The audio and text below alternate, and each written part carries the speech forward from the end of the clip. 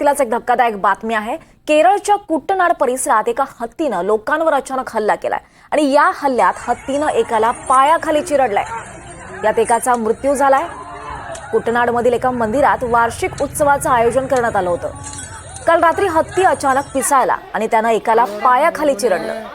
यावेळी मंदिर परिसरातील दुकानं आणि वाहनांचंही हत्तीनं मोठ्या प्रमाणात नुकसान केलंय। मात्र काही वेळानंतर हत्तीवर नियंत्रण मिळवण्यात आलंय। ही घटना केरळच्या कुट्टनाड परिसरात घडली आहे। या हत्तीनं अचानकच लोकांवर हल्ला केला आणि या हल्ल्यामध्ये हत्तीनं एकाला पायाखाली चिरडलाय। यावर अधिक माहिती देत आहेत आपल्यासोबत आपले प्रतिनिधी महेश बागला आहेत। महेश, हा केरळमधली जी घटना घडली आहे, हत्तीनं चिरडलंय, नेमकं काय घडलंय तिथे? नक्कीच खूपच खळबळजनक अशी घटना गुरुवारी रात्री 10:45 केरळ येथील पलक्काड हे जे शहर आहे त्यातील कुट्टनाड परिसरामध्ये एका मंदिराचं वार्षिक उत्सव साजरा केला जात होता आणि या ठिकाणी महावत जो आहे ज्याचं नाव कुंजुमोन सांगितलं जातं, या कुंजुमोन नावाच्या महावताने एक हत्ती त्या ठिकाणी आणलेला होता।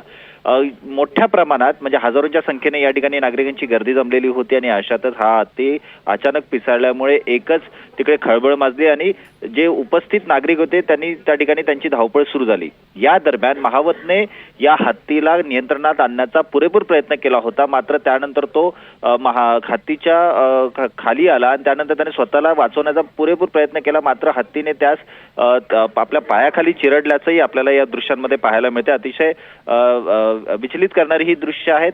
यानंतर बराच वेळ या हत्तीला शांत करण्यासाठी वेगवेगळ्या पद्धतीने प्रयत्न करण्यात आला होता। यामध्ये हत्तीने जेव्हा महावताचा जीव घेतला त्यानंतर त्याने आजूबाजूची वाहनं आणि दुकानं यांना सुद्धा त्यांचं नुकसान केलेलं आहे।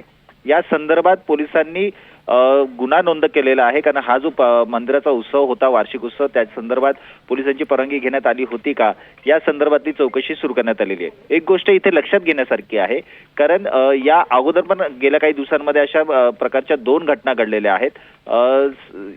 6 फेब्रुवारी म्हणजे ज्या दिवशी रात्री ही घटना घडली त्याच्या सकाळीच एक घटना घडलेली होती, ज्यामध्ये जंगलातल्या हत्तींनी एका 60 वर्षाच्या व्यक्तीला ठार केलेलं होतं।